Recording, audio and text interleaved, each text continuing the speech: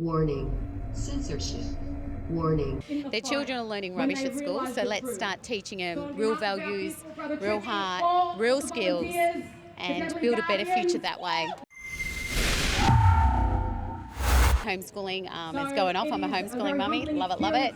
Yeah. I'm hearing that a lot now with these mandates being brought in.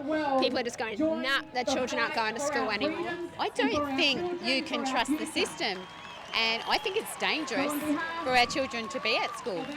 So I implore every parent that sends their children to school to have a think about exactly what they're doing. Not only is it dangerous, as in the government could do whatever they want at any given time, but also the peer pressure and the indoctrination from the other children, from the teachers. We've heard horrific stories about the teachers programming the children and trying to convince them. You know, there's all sorts. So, you know, everyone set up there's heaps of different homeschooling networks being set up. Years ago, I set up a co-op, the No Jab, No Pay and Plate, and what that meant is I swapped with other families, and we had a great time.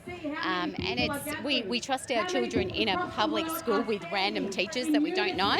We'll start trusting your friends and your community. And I think that's something, we are so indoctrinated with fear on all levels, and that is why we're in this mess in the first place. And schooling is just another fear thing. So can you tell me what your shirt stands for? So this is the Informed Medical Options Party.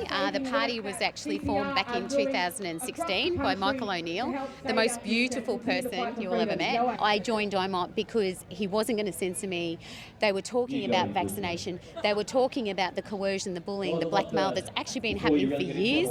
And I'll repeat, this has not just happened. This has already happened. So I joined IMOP, and I stood as a candidate in the last federal election, and then at the last Queensland state election we had 31 candidates, which covered 1/3 of the state, and we were on 1 million ballot papers. We had volunteers galore. We did a tour of Queensland. We did a tour of Queensland, and we created community on the way. So we had events. It was the most powerful journey. So we're going to do it all again for the federal election. So you can. When's that coming up? They've got to announce it by May. So it will be announced by May. So they're saying either March or May. Okay. Yeah. Well, thank you for your time today, Allona. Great to see you. If you'd like to keep hearing the other side of the story, we need your generous support. So please go to brisbanereporters.com so we can keep telling these stories that the mainstream media doesn't.